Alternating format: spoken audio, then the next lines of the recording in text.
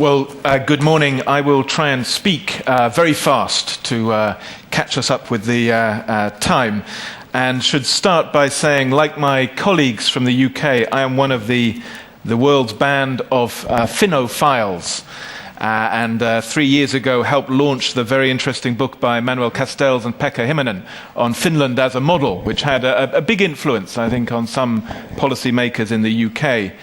Being here as summer comes to an end also reminds me of one thing missing from Jeremy's story, which is the return of the weather as a decisive factor in human history.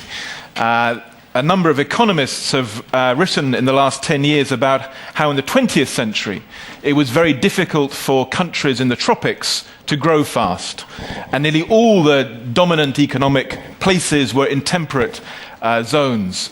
We did some work for the British Cabinet, a bit of which I will show, looking at the most successful performers around the world at the beginning of the 21st century, and the single clearest common factor was high levels of snowfall. We couldn't work out why, but I'm hoping somebody here will illuminate this strange feature of our times.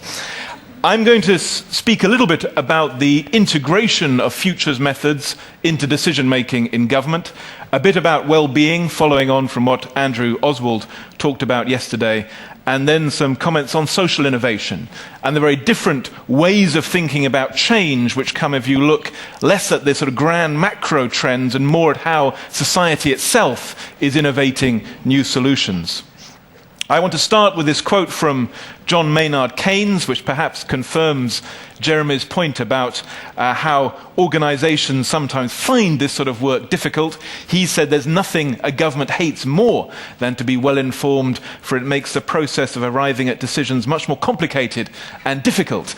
And much of what we are talking about is making things harder than simply following your assumptions or prejudices or what happened to be in your manifesto. Governments clearly do need a whole body of types of knowledge about the future, whether it's geopolitical contexts, specific futures in fields which they are primarily responsible for, like healthcare or pensions, and understanding high-impact, low-probability events like terrorist outrages or collapsing IT systems. When I went into government in 1997, did a number of surveys of methods used around the world, which range from very famous ones like France's Commissariat de Plan to the scenario methods used in the CIA, the State Council in China, expert commissions. And we tried to develop a new set of methods and institutional frameworks which drew from what worked and what didn't work in those environments.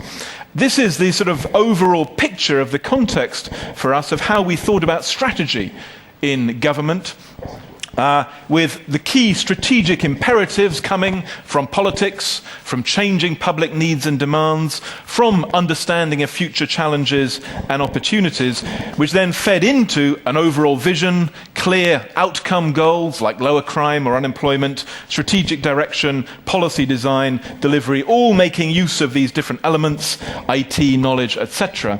And then with a series of feedback loops, both coming from formal measurement and analysis of policy, testing and piloting, but also from public feedback. And the futures role really operates at several different layers, at the very strategic level of understanding threats and opportunities, in relation to the means used by government, at what speed to use new web technologies, open source methods, whatever it may be, and then ensuring real-time capacities to learn and to make use of the unexpected. And a key theme which I would emphasize is the future is always here in the present, but it's usually very hard to see, and it's particularly hard for big bureaucracies to see the future in the present. We've used a whole variety of tools. Some of the simplest ones are just much more systematic literature reviews, surveying what is known in the present about likely patterns, the impacts of different interventions. we tried doing much more, something very old-fashioned, but systematic modelling. I don't know what the situation is in Finland, but we had a real lack of basic modelling expertise in our civil service for understanding the impacts of policies. The key discipline, I guess, we tried to use to underpin policy design was systems mapping, and using a variety of methods to map the interconnections between systems, economic, social, psychological, and so on, and using that really as the key sense meta theory to bring together economists, statisticians, operational researchers, civil servants, people from business, and so on, trying to design policies which would have a prospect of understanding their holistic impacts. Quite difficult in practice, but if there is a single discipline needed, I think, in modern policy design and strategy, it is systems thinking.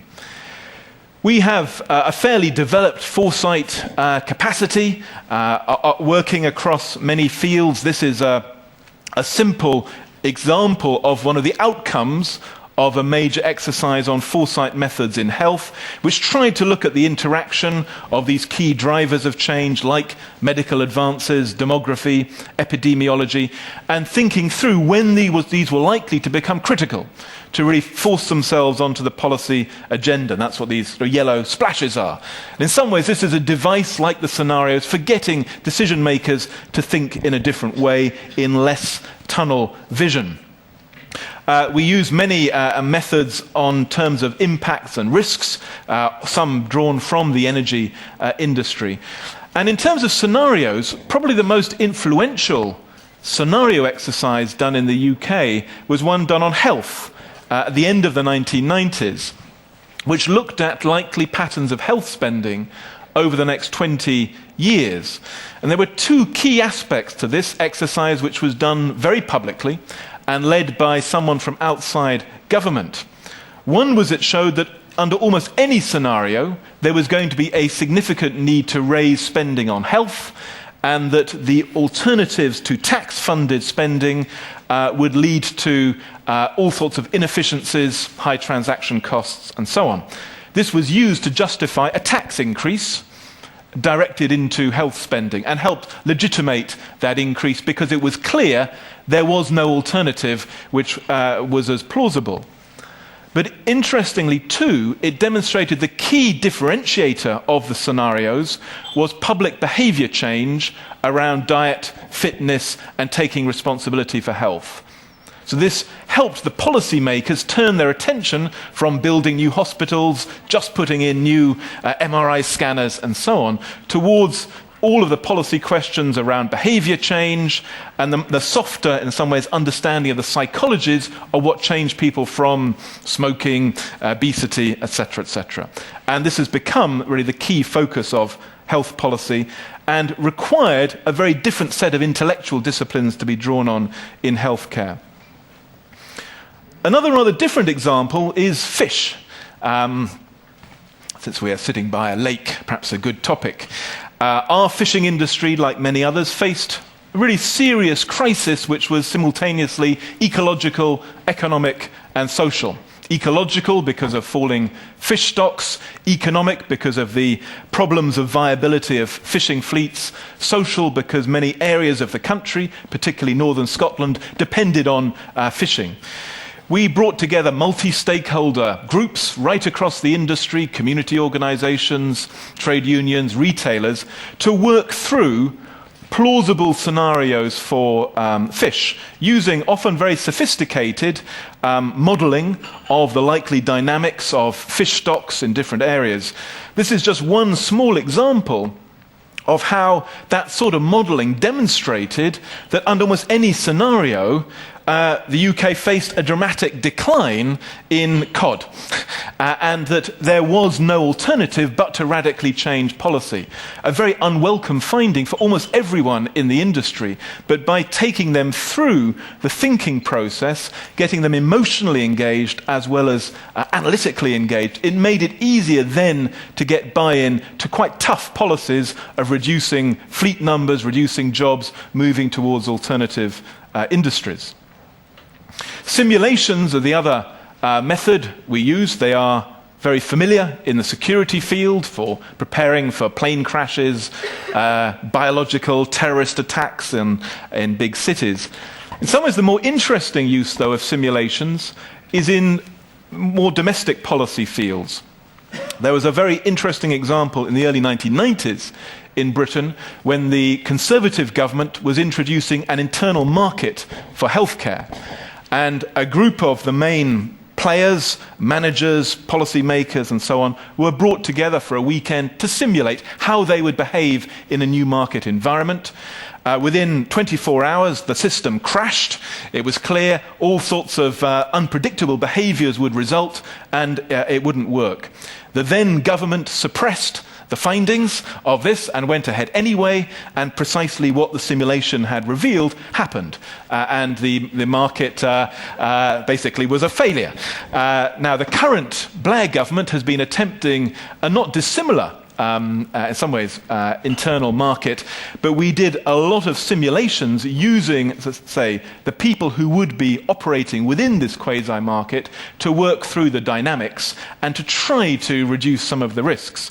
Interestingly, again, the politicians ignored some of the findings and repeated the same problems. But in some ways, this simply reinforces the value of simulations because they bring to the surface not only the rational behaviors which follow from new structures of incentives, but also how people feel about them and how sort of competitive dynamics can have strange effects. And of course, we, like others, do a lot of more standard trends analysis. I always find this one of the most fascinating charts from Inglehart and others' work on values change across the world, the broad shift over time away from traditional values towards what they call self-expression, with the Scandinavian countries really up in the top right. And so long as there is economic growth and security, a reasonable prospect of other countries moving broadly in this direction, but equally very clear evidence that over time the gap between the values of different countries is almost certainly growing at the same time, which is why one always has to be careful about secular trends and look at their distribution as well as the trend. And in some ways the most striking feature of this chart is the USA, which is so far down in terms of traditional secular rational values compared to where you would expect it to be given its economy. Now, some of the key factors which, I guess, shaped how we tried to design this work was to ensure very close engagement with decision makers. And we published in, I think, 1998, a survey of futures work done around the world. And one of the key findings we found was that often there was very good futures and foresight work, but it was entirely marginalized from real-life decision-making.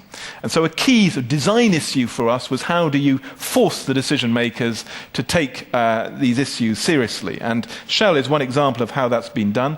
It did require the teams working on strategy and futures to at least some of their work to be very clearly attuned to the priorities of today's politicians, today's top officials, and to be almost in a client-server relationship. It also, we thought, required an overlapping set of work on short, medium, and long-term work rather than wholly long-term work, so that every time there was a long-term exercise, it also demonstrated what that might mean in terms of decisions now and in terms of some results, some wins in the timescales of ministerial jobs, heads of departments' jobs, and so on, which are more likely to be, in our country, 2 or 5 years, not 5 or 10 years. And I guess all of this in some ways was part of a broader shift to government that is much more grounded in real-time knowledge, evidence, and continuous learning.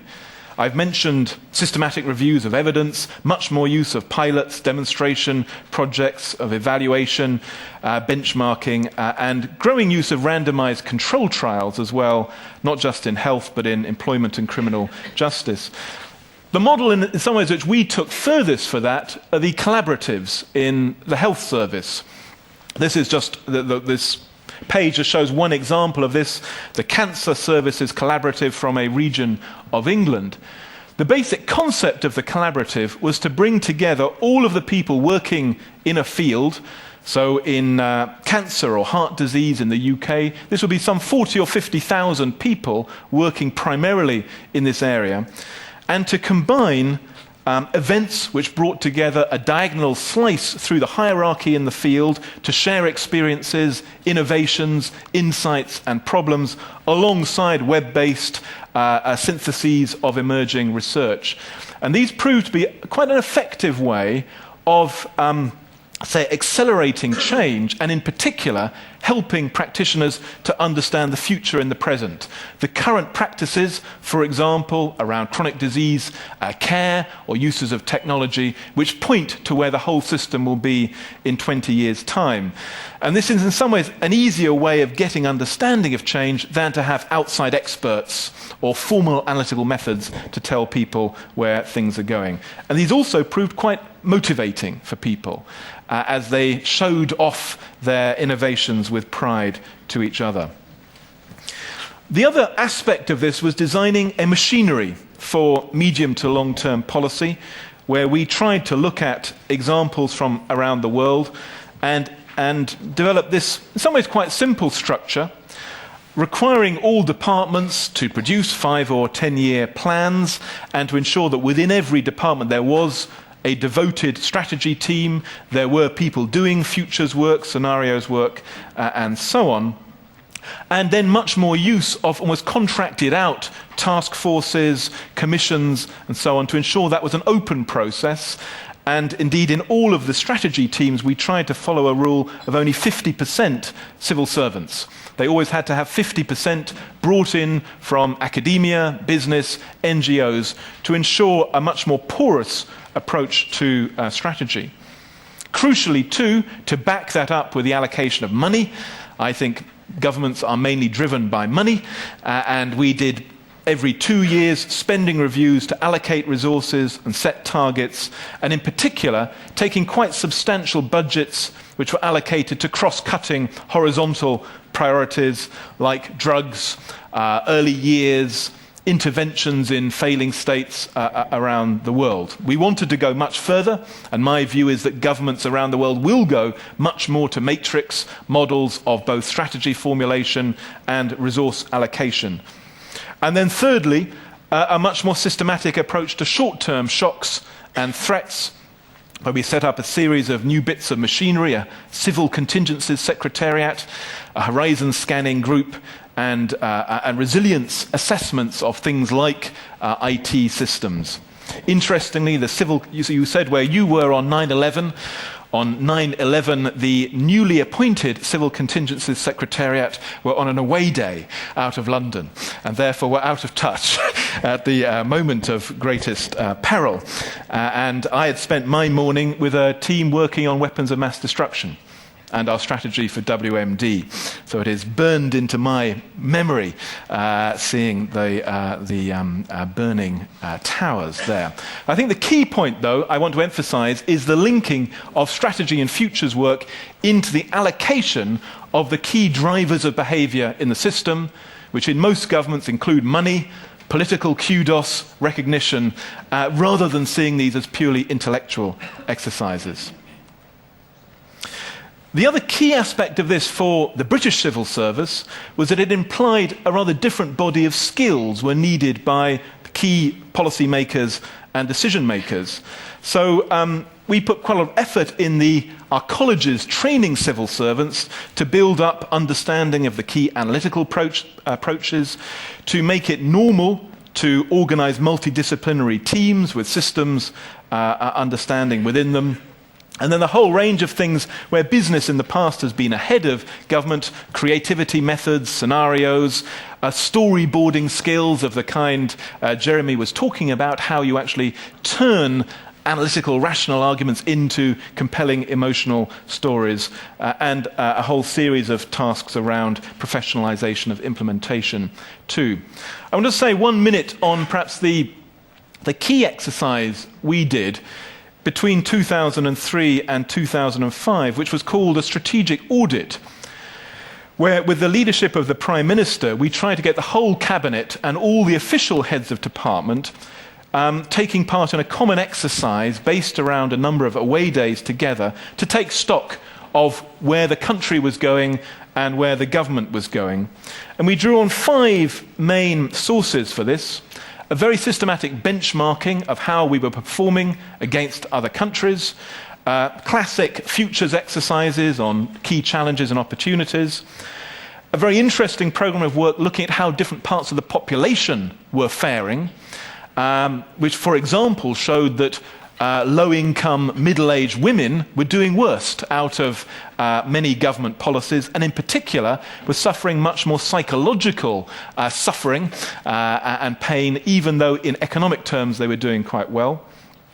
And our assessments of government performance, and perhaps the key one, we did anonymised interviews with every cabinet minister and every senior official, where we typically scheduled about an hour for these interviews, and they then nearly all ran on much longer, as it turned out to be a therapeutic exercise for these top decision makers to talk in a very safe environment. We guaranteed anonymity about what they really thought was working, not working, the problems of the future. And we turned into governmental therapists in this exercise, but it then led to much more buy-in to the results of the exercise. And in 30 years' time, we will publish the results of these interviews, which will be fascinating for historians and embarrassing for some individuals. Anyway, the point of this is this then created a framework for both the party manifestos of the Labour Party before the election in 2005, for allocation of money, legislation, and so on, and really was a reasonable integration of futures work into decision-making. I mean, some of the difficult things that threw up was how to understand the surprising changes in trends. So, for example, crime had been rising for really 100 years and had started falling in the mid-90s, and it wasn't very well understood why it was falling. And then we sort of set the policymakers the task, well, how would you keep that fall carrying on for another 25% reduction? The fall in the birth rate levelling off and now beginning to rise again. The rise in divorce rates levelling off. Many trends which we use this exercise to interrogate the social science and the understandings. There were some fairly key findings came out of, for example, looking at skills needs, where a very striking conclusion was the rising importance of soft skills, non-cognitive skills, team working, and so on. Yet nearly all of our educational policy, our targets, were devoted to classic academic skills, literacy, numeracy, and so on. And this is still not wholly absorbed into the policy-making environment. Obviously, survival challenges like climate change, and we use this exercise to map out alternative routes either to very radical reductions in carbon emissions, Kyoto Protocol adherence, and so on. And as in Jeremy's chart, trust was a very important theme. The UK position is significantly worse than what you presented, in that our clients were the 2 bottom performers in this, the government and the politicians, who are the least trusted to act in people's best interests, where personal contacts, family, friends, the local doctor, are right at the top. And this is part of a much broader challenge for governments of how they turn themselves from big impersonal bureaucracies into much more personalised relationships with the public. And much of what has been happening in welfare, education and health is reinventing big bureaucracies in terms of personal relationships with named individuals which last over time. Interestingly, our main conclusion on trust, though, was that for particular public agencies, the key was not that there were underlying historic trends leading to distrust, but rather that there were quite specific actions which public agencies could take to either lose or gain trust. And we, if you're interested, had a rather precise recommendation for how this could be acted on. I mentioned at the beginning the importance of snowfall. We did, and this is on the UK government website, a very detailed benchmarking of current performance and indicators of likely future performance of different countries. And we did a composite map.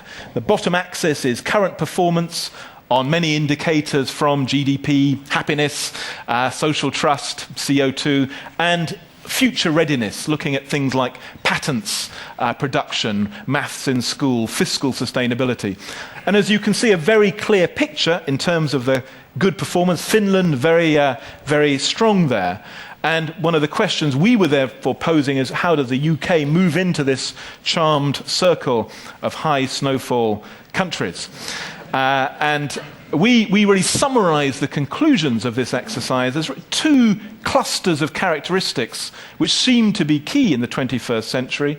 On the one hand, open systems, open markets, open political systems, open civil society, rewarding innovation and performance. And secondly, high levels of capacity, including human capital, social capital, and organizational capital.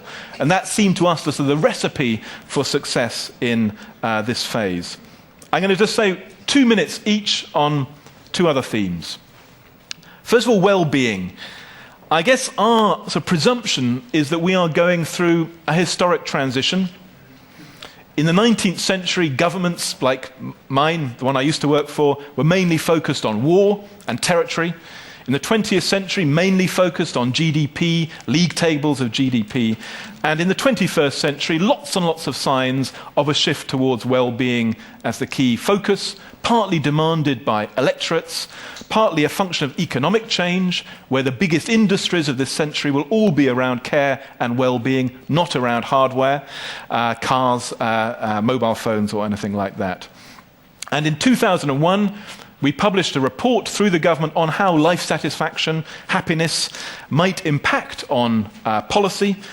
It focused attention on some of the issues you heard about yesterday, like social capital, marriage, and very different models of healthcare delivery. And since then, there's been much more systematic measurement of things like trust, social capital, neighborhood relationships.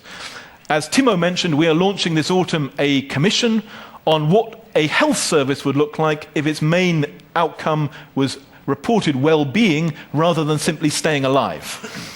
Partly driven by many, many older people saying we don't just want to stay alive, it's the quality of how we stay alive which is critical. And we are piloting 5 sets of interventions in 3 areas starting this autumn. The final thing I want to mention is partly sort of the move that I've made. I worked for 7 years in British government and about 18 months ago moved to a very small NGO working much more on bottom-up change rather than top-down policy solutions. And we call this social innovation. And part of our suggestion is that in response to the big challenges of our era, like aging, diversity, urbanization, that much of the intellectual and practical problem solving will not come from big companies, big governments, big universities. It will come, as has happened in the past, much more from innovation at the edges, on the margins, on the interstices of different sectors. And the inspiration from our work was a man called Michael Young, who's quite well known in Britain but not elsewhere, who helped shape the British welfare state in the 1940s, worked for government, was very much a planner, designer, one of the early futurologists, and he wrote many bestsellers of futurology back in the 50s and 60s, and indeed launched large academic programs of futures work in the 60s. But perhaps more importantly, he concluded that his best impact on the future would come not from policy design or from futures exercises, but from creating new organizations which would embody where the future should go. So, for example, the Open University, he created the first Open University. There are now dozens all around the world, which was a radically different model of higher education, which everyone then in higher education thought could not work. He set up which consumers associations, the precursors of online and phone-based health diagnosis, all sorts of other things like the University of the Third Age, 500,000 older people providing lessons for other older people entirely outside the state apparatus.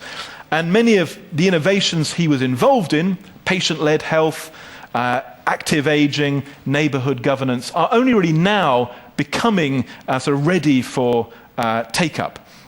And so we've sort of created or recreated his organizations to more systematically do innovation in these fields, including tapping the untapped social potential of technologies like the mobile phone or artificial intelligence. And on our website, we've been looking at what is known about social innovation processes around the world, how new possibilities are generated, the role of anger, experience, empathy, the very interesting ways in which user network models in the public sector are now being copied in business by companies like BMW and others. They don't realize they're copying fairly well familiar ideas from other sectors. Much more systematic approach to design, how you design organizational models. And a key theme of our work is hybrids, is how many of the most important innovations are not inherently new in themselves, but rather are hybrids of existing elements, rather as many of the phone services of the last 10 years link together a very old technology of telephony with new technologies like diagnostic software. And then the more systematic prototyping, testing, adaptation, scaling up, diffusion, and so on. What's striking when you look at the last 100 or 200 years of social innovation, of how the models of healthcare or policing or schooling, which we take for granted nowadays, how they grew up, they nearly always did come from margins, from often quite difficult, recalcitrant individuals and groups inventing new methods. They usually came from small units, driven by entrepreneurialism, and persuaded as much by example as by word. And one of the very striking features of the contemporary era is how much social innovation now crosses borders in every direction. So that microcredit innovations from Bangladesh have now been taken up across Europe and across North America. How South Korea's innovations in the media and open source media are beginning to be copied in North America and Europe and so on. This is a very global scene, and anyone concerned about the future has to keep a very close eye on the margins and often quite surprising sources of innovation. Interestingly too, I think this lens provides a good way of thinking about the past as well as the future. And it's very striking how the big impact of past technologies like electricity or the car or healthcare can only really be understood as complementary processes of technological, economic, and social innovation. A car-based economy doesn't just depend on internal combustion engines, it depends on driving schools, road rules, protocols, new ways of designing cities with supermarkets and suburbs and so on. And most of the gains in healthcare in the last century have not come from technology or pharmaceuticals, but from new ways of organizing public health, habits in the home, and so on. And looking to the future, to the impact of genomics, the next generation of the internet in the grid, or low-carbon solutions, exactly the same will be the case. The successes will come from managing complementary process of innovation, not from technology push, technology diffusion, or solely from an economic perspective.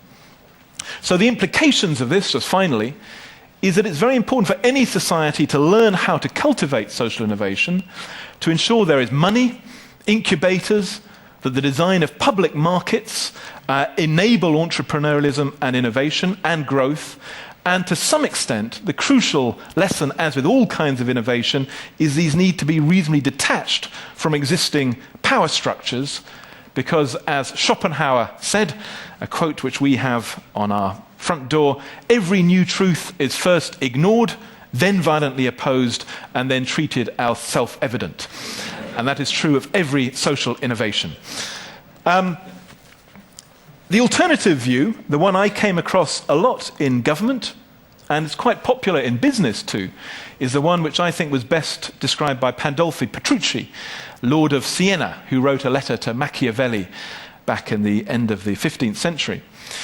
Wishing to make as few mistakes as possible, I conduct my government day by day and arrange my affairs hour by hour, because the times are more powerful than our brains. And that is, in fact, the position taken by many big businesses, unlike Shell, who think the future is simply too complicated. It's unknowable. There are far too many variables, so let's just be very quick, very lean, very opportunistic to respond to change. And there are politicians who think exactly the same. I guess my experience is that the futures can be engaged with, can be grasped if never known definitively. They require multiple routes into an inevitably complex situation, formal analytical methods, immersions, ways of tracking the margins. That one of the very strong themes coming from all of this work is the rising importance of subjective well-being, of feelings and emotion, as well as material prosperity. But the very final point I'd want to make is one which came out very clearly from our strategic audit work, and which I think is a very big challenge for any government and any big organisation. And it was summed up in an article the London Times wrote about the strategic audit, which was, I may say, largely published. The Prime Minister wanted it published, all of his ministers thought it was mad. And they said, what looks insoluble to one generation can be sorted out more completely than would have been thought possible. But governments overestimate their influence and impact in the short term and underestimate it in the long term. The tendency is to try and do lots of things, to have initiatives, and expect results in 1, 2, or 3 years. That doesn't usually happen. Most important changes take longer. But typically, people at the top of big hierarchies radically underestimate how far the world can change, how malleable things are, and often underestimate their own capacity. And this came out very clearly when we looked at a similar exercise which had been done in Britain in the early 1970s by a government, a conservative government. Some of the challenges were exactly the same as today. Then they were very bothered about Rhodesia, and we were very bothered about Zimbabwe for different reasons. Questions of Europe and its future were very live.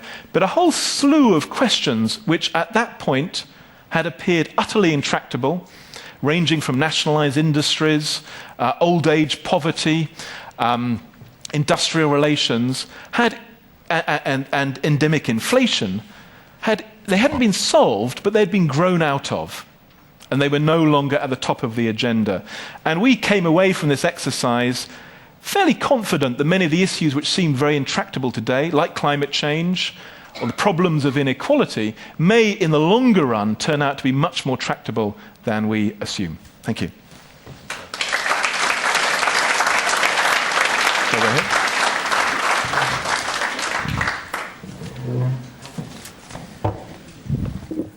Now we have some 12 minutes for questions and answers, and you can ask these questions both from Jeremy and from Geoff. Siellä keskellä. We're keeping folk from the lunch now.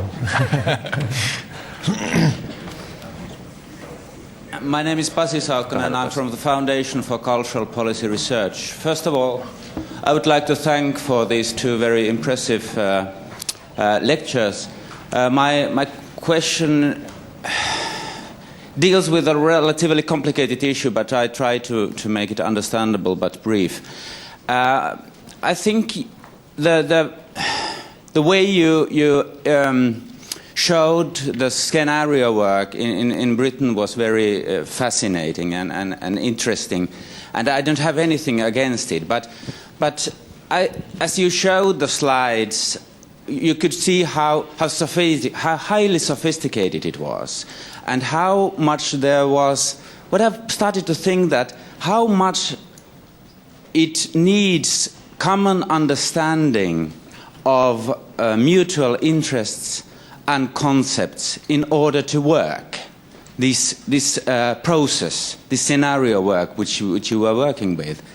And then I started to think that whether that requirement of kind of a common culture, common consensus of central issues increases the likelihood that we are heading towards the flags scenario in the global terms. What I mean is that when countries, independent countries, are working strongly on these scenarios, whether that indirectly leads us to that kind of a pseudo-nationalistic thinking which was involved in the flag scenario. So actually, that is a question for you both, but I would be very interested to hear Jeremy Bentham's comment on that. Well, I'll kick off and then hand on to Geoff. I'm sure he'll have comments on that.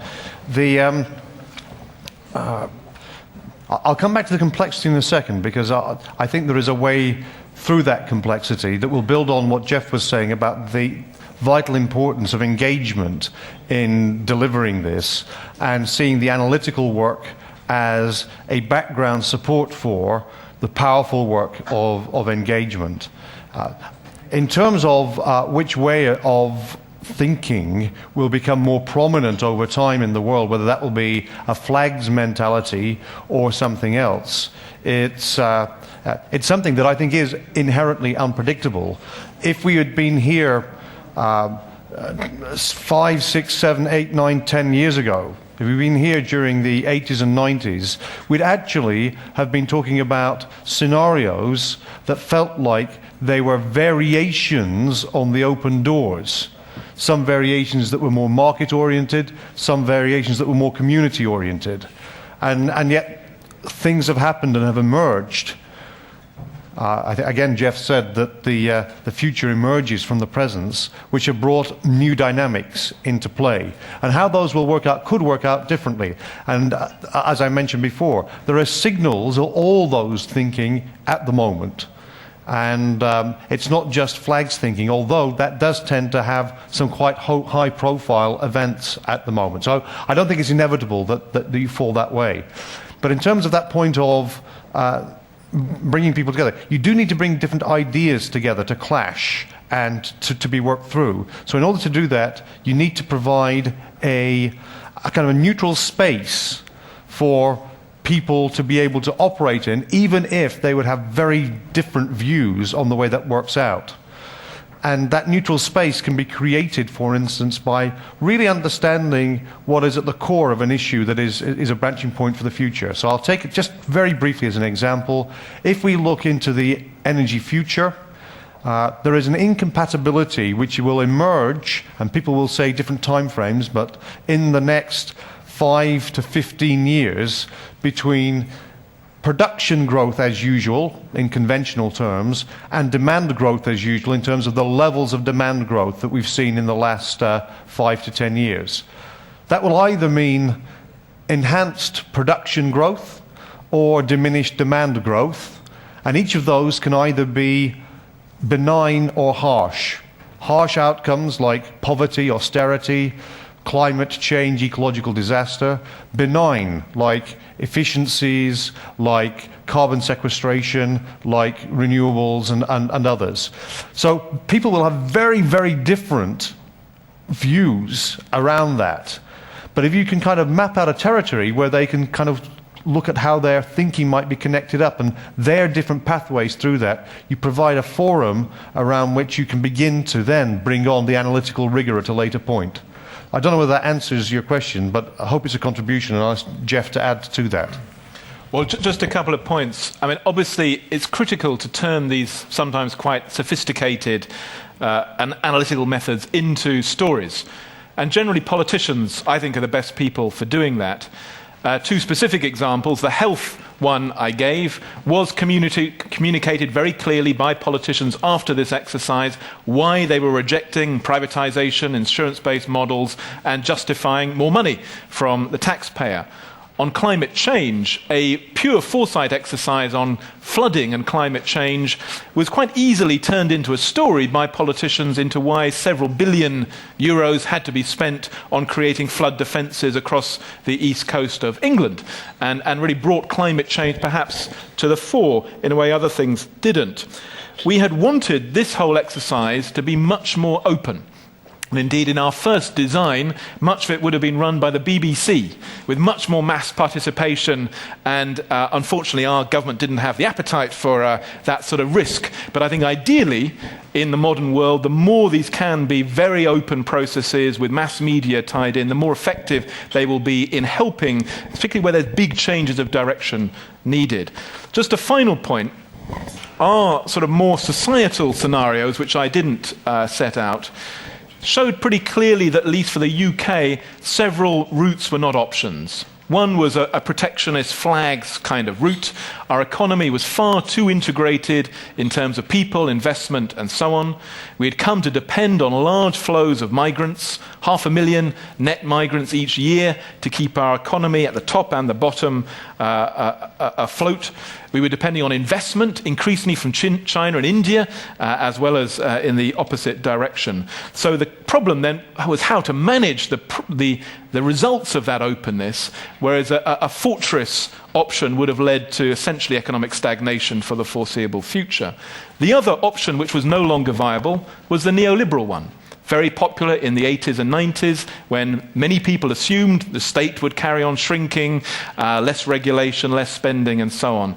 And it was very clear that that did not add up systemically. The costs it created, not just in terms of lawyers, but also in terms of crime, social costs, diminished human capital, diminished social capital, were simply too high. And that too would have led to a stagnation, even though many opinion formers assumed this was the route to the future. And that is why, against so many expectations, the share of government spending in GDP across the OECD world has essentially been constant, slightly rising for 20 years, not declining, as almost every opinion former in Britain thought it would.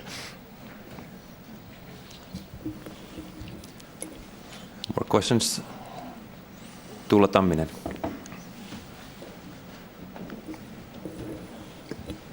Well, as a psychiatrist, I have started to wonder more and more one question concerning forecasting or doing these different future scenarios. And it is based on the research data at the individual level.